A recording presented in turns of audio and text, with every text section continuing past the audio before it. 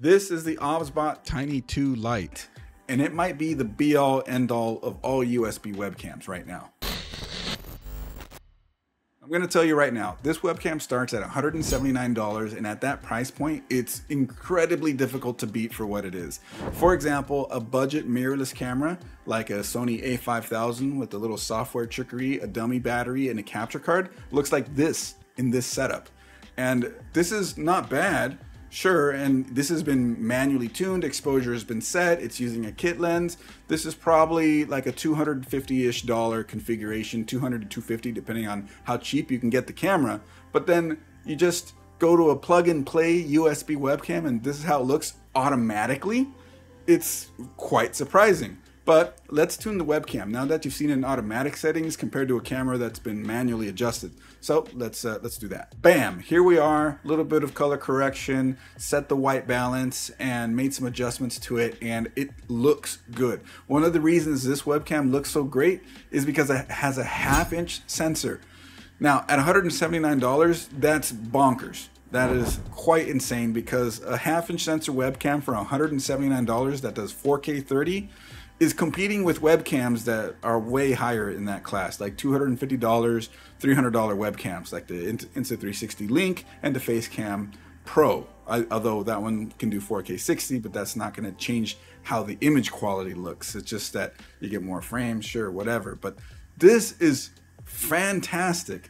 And if we actually go and show you the difference between the Sony mirrorless camera, this is pretty close to apples, and you get a lot of graininess here, and you do get a slight amount of background blur, which is nice, but here just the sharpness that it has is awesome. But now let me tell you one thing I don't like about the mirrorless camera setup is that if you're going with an older camera like this one, autofocus isn't always most reliable. So in this configuration we use this Sony mirrorless manual focus, and as you can see, that's not focusing. It'll be in focus over here with me, but that's because we have it manually focusing. But the OBSbot Tiny 2 Lite, look at that, perfect. And the actual focusing range of it, you can get really close to it and it stays nice and sharp, and it grabs you nice and easy.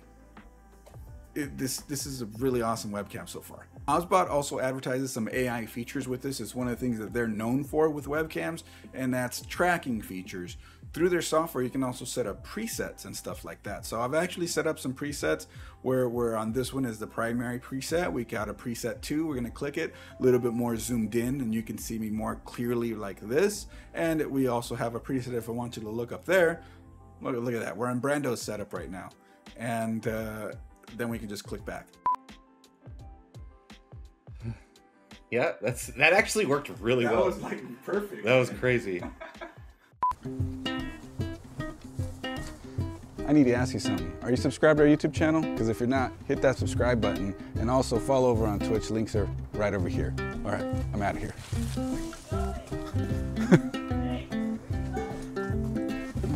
I don't like it over there. The fact that it can just do all this with the click of a button, you just set it up and save the preset, is really nice. You can do that with cropping and other configurations like with a mirrorless camera, but this camera is literally panning, tilting, and zooming with the presets. You can see its movement. Or if you really wanted to, you can just move the camera around yourself, or even better, you can do gesture control with the camera by unlocking it with, well, a hand gesture. And it's a little finicky for me. It doesn't really like doing it too much. Come on, there you go. And now it's going to track that way. And I can just move around the room. I can stand up and walk around the room. And it's still gonna get me. Come back out here, still gonna get me. And something else that's super nice about all that, it's got a pretty wide field of view.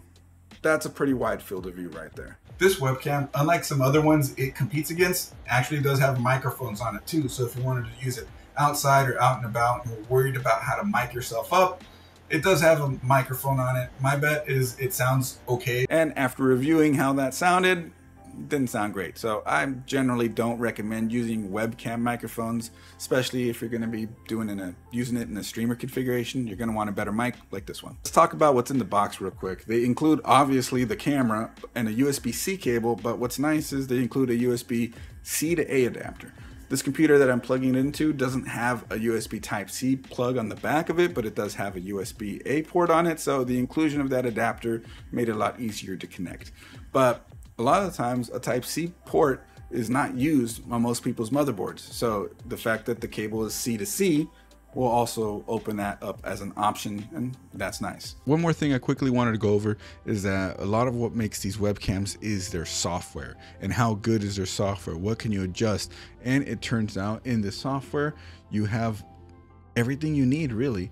You can control whether autofocus is turned on, whether autofocus is on face detect or just a more general autofocus. You can control shutter speed, ISO, color temperature, contrast, saturation, sharpness, hue. So you can do all the color correction in the software for the webcam, so it can apply to everything that you use it in, like Discord, for example, instead of through color correction on a filter in OBS.